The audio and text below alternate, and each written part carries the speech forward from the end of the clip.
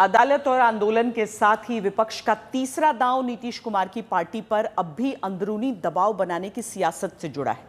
वजह यह है कि विपक्ष को लगता है कि 240 सीट वाली बीजेपी अपने दम पर बिल पास नहीं करा सकती थी अगर नीतीश कुमार और चंद्रबाबू नायडू की पार्टी समर्थन न करती।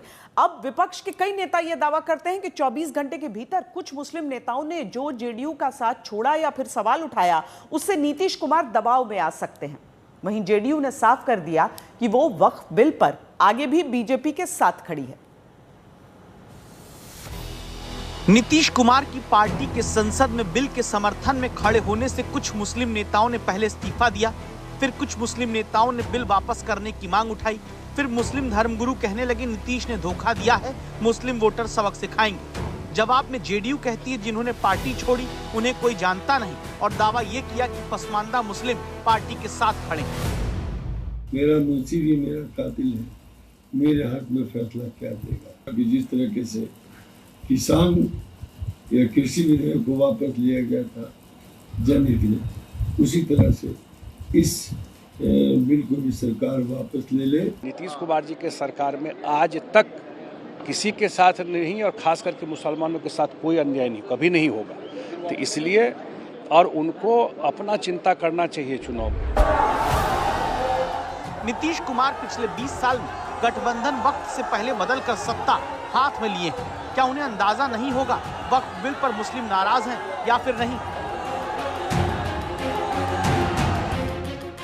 जहां जेडीयू के अल्पसंख्यक प्रकोष्ठ के प्रदेश सचिव मोहम्मद शहनवाज मलिक, प्रदेश महासचिव मोहम्मद तबरेज सिद्दीकी, भोजपुर के पार्टी सदस्य मोहम्मद दिलशाद राइन, पूर्व प्रत्याशी मोहम्मद कासिम अंसारी, पूर्व युवा जेडीयू प्रदेश उपाध्यक्ष तबरेज हसन ने पार्टी के वक्फ बिल वाले स्टैंड को लेकर अपनी लाइन बदल दी, इस्तीफा दिया।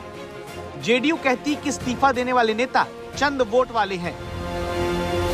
आरजेडी को कुछ पता है कौन छोड़ के गया है, कौन गया है, कि बहुत भारी नेता हैं जेडीयू के। और 2020 के चुनाव में पतंग चुनाव चिन्ह पर चुनाव लड़े थे, 499 वोट आया था। भारी नेता है। जानता कौन है और कितने बड़े नेता जेडीयू के पार्टी छोड़ रहे हैं, इस सियासत को इतने भर से समझिए कि फिलहाल डैमेज कंट्रोल में जेडीयू जुटी है, जिसके मुस्लिम नेता खुद ही शनिवार को प्रेस कॉन्फ्रेंस करने वाले हैं। जो अपने आप को सेक्युलर नेता जो कहते थे, उनका कहीं ना कहीं पर्दाफाश जो है हुआ है। असल में बिहार में मुस्लिम वोट का बड़ा हिस्सा पाने वाली आरजेडी को लगता है कि ये आपदा में अवसर है जहां नीतीश का बचा हुआ मुस्लिम वोट छीना जा सकता है। इसीलिए संघ गणवेश में नीतीश की तस्वीर बनाकर उस पर चीतीश कुमार लिखकर मुस्लिमों से धोखे का सियासी वार किया गया, और फिर ये तक दावा कर दिया कि नीतीश बीमार है, तभी तो समर्थन बिल का कर दिए।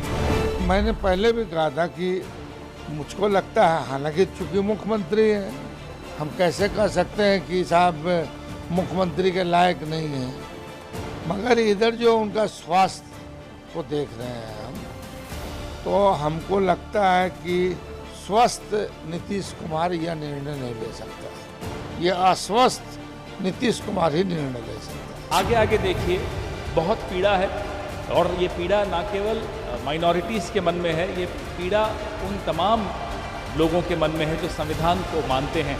उनको ये देखना चाहिए कि ये सपोर्ट तो कर रहे हैं, मगर क्या आप 5 साल के बाद जब जाएंगे जनता के पास, क्या जवाब देंगे उनको? अब तो बिहार का चुनाव भी है।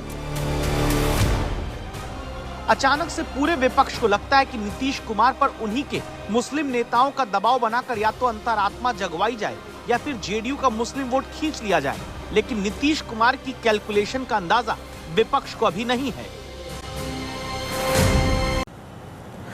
नीतीश कुमार अपना एक एक कदम राजनीति में गिनकर उठाते हैं। क्या मुस्लिम वोट भी की नाराजगी भी नीतीश पहले कैलकुलेट कर चुके थे?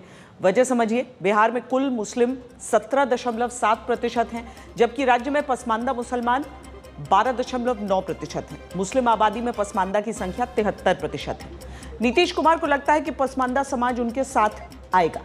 अब दूसरी वजह समझिए, 2020 विधानसभा चुनाव के नतीजे अगर देखें तो 20% से ज्यादा मुस्लिम वोट वाली कुल 47 विधानसभा सीट बिहार में है। जिनमें 2020 में एनडीए ने 23 सीट जीती। महागठबंधन को बड़ा मुस्लिम वोट मिला, तब भी उसकी सीट एनडीए से कम रही। यहां नीतीश की कैलकुलेशन ये मानी जा रही है कि मुस्लिम वोट बंटने से फायदा एनडीए का ही होगा।